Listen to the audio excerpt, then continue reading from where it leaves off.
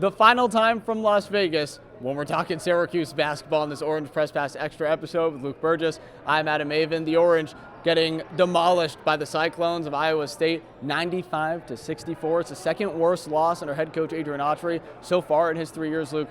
We can talk about Syracuse's competitiveness and their effort throughout the entirety of this tournament, losing close to Houston, staying competitive against Kansas. But there's no doubt in anyone's mind, including Adrian Autry, that the Orange played their worst half of basketball today, not just in this tournament, but the whole season. No question. I mean, Syracuse goes out and gave up 30 points against, in the second half.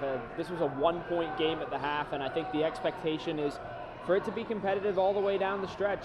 This is the 15th ranked team in the country, absolutely, but the expectation for Syracuse trying to make the tournament now, that's been clearly laid out by the athletic program and the athletic director, John Wildhack, and a loss like this today really stings, not just because of the 0-3 record, but because, like you said, Adam, the manner in which it happened. You go out and have a 30-point deficit in the second half, and there were just a couple of really sloppy plays. Nate George had 7 turnovers in this game. Some passes basically to nobody. A cutter who was supposed to be coming in, who didn't move at the right time. The ball just trickles out of bounds. Those types of things forces Syracuse into 18 turnovers today when they had only 3 yesterday against Kansas. And it makes this loss look really, really bad. It hurts you a lot more than it helps you. It's always easier in basketball, football, what have you, to get hurt than it is to help yourself. And Syracuse plays 5 pretty good halves, 1 really bad one, and that's what people are going to remember. And that's a Syracuse team that was down just 1 at halftime. A similar story against Kansas as well, that short deficit and then coming out of the break, and the opposing team just going on a really big run like the Cyclones did today, going up by 14 at one point, and then before you knew it, 3 minutes later, it was 30 points, and it became one of the worst losses under Adrian Autry so far. I know this is a Syracuse postgame show, Luke, but we talk about Iowa State and what they did in the second half, outscoring Syracuse by 30 without their best player, just shows how deep some of these teams are in college basketball right now. And Syracuse this year finally felt like they had the team to compete. You saw it against Houston, but there hasn't been a lineup that feels like it's worked 100% of the time. Adam and I talked about that the other day on this exact show, and we couldn't put our finger on it. This team right now seems like it's a little bit dysfunctional, and they need to continue to stack up some wins. Yeah, I mean, I think it starts right with Nate George, who's had 2 really poor games over the last 2 games. He played very well against Houston. And I think that was one of the reasons why Syracuse had a lot of success. And when you look at their struggles last year, I know a lot's been made of Eddie Lampkin's shortcomings, but I really think Jaquan Carlos just not being fit to be an ACC point guard paved the way for a lot more of those struggles last season. But Nate George, when he's had success, I think has led the offense in a really great manner. These past 2 games, 5 points in each. He hit a 3 in the first half, didn't really do much of anything in the second half, but turned the ball over. Didn't do that yesterday. Yesterday he just struggled to create around screens, struggled to get the ball to open guys. But today it was the opposite, where he was trying to take those risks and it wasn't paying off. And I really think that is where the majority of those struggles come from, because Syracuse wasn't turning the ball over at the same rate in the first half. And Iowa State, it doesn't matter if they have their top scorer or not. They're going to make you pay with the talent that they have if you're giving them free looks and open looks. And my goodness, I mean, they really shot the lights out in the second half. That's going to happen too from time to time, and when you're in those instances, you have to find a way to continue to battle and hit the shots on the other end. And unfortunately, Syracuse hasn't done that all season, not just in this tournament. So Syracuse's blown comeback in the second half of today's game against Iowa State leaves them winless in Las Vegas with 0 quad 1 wins, things that you need to stack up if you're trying to make the NCAA tournament. If you look at KenPom and all the advanced analytics and everything, after that Houston loss, which they took the number 3 team in the country to overtime, they actually jumped all the way up to number 51, which kind of solidified them in that top 64 range of teams making the tournament.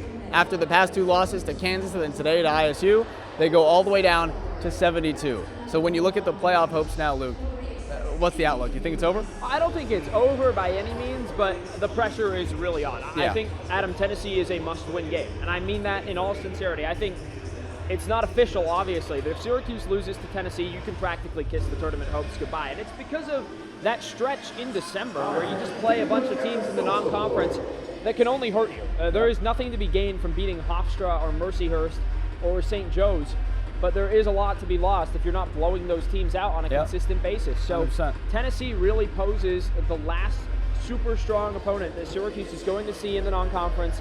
The game's being played in the Dome. Syracuse needs its fans, and they need to win, quite simply. They kept it close against Houston, a team that Tennessee just beat. There's no question about it that the Volunteers are an elite program in college basketball. Syracuse has to show up, and they have to play their best game, because they quite seriously could be playing for Adrian Autry's job and for their tournament lives. And Syracuse has not played well against Tennessee the past couple of years. That's a game that Syracuse has to stay competitive in. Kind of like that Houston game, if you can force that game to overtime or stay competitive against a team that in the past 2 years has blown you out of the water, that Rick Barnes team that just plays so fast and so physical and also shoots the lights out like they did yesterday against Houston. I mean, my God, that basketball game was just insane. You need to come out firing, and Nate George has to step up to facilitate that offense, because it was too stagnant today, and you're not going to get wins, especially in the second half. You're going to blown up by 30 because you can't play defense. Yeah, I mean, I think the other thing to add, too, is you really need to get Donnie Freeman back as soon as possible. Sure. He would have made a big impact, I think, in these second 2 games, establishing a little bit more presence in the paint. Syracuse missed a lot of bad shots that were layups close to the rim. That's not going to work out. It's not going to go against the team, like you said, against Tennessee, that is very physical, is going to pressure you into taking those bad shots. Donnie Freeman has the size and the speed to be evasive in the paint and create his own shot. They're going to need that the entirety of the game and the consistency. So it's 100% not a guarantee that Donnie Freeman is back. Adrian Autry says he doesn't think he's going to be out super long term. Who the heck knows what that really means? I mean, it could be next week. It could be a month down the road. And certainly, I think the sooner that they can get Donnie Freeman back, the better. I'll leave us on this note. This team reminds me a lot of Adrian Autry's first team from 2 years ago. That was a team that won 20 wins. It was borderline on the tournament. Why? Because they got 0 quad 1 wins early on. That's when quad 1 was starting to become a thing. But then after getting blown out by UNC, later in the year, they beat UNC at home in the Dome. This Tennessee game feels like that. A must-win for Syracuse to give their hopes back up to being a borderline tournament team. And there's a lot of season left to play, but with a weak non-conference slate after Tennessee, this one feels really, really important. We will have a full Orange Press Pass post-game show the night of December 2nd after that Tennessee game. But signing off from Las Vegas for the final time, Luke Burgess, Avin, saying so long, and we'll see you next time.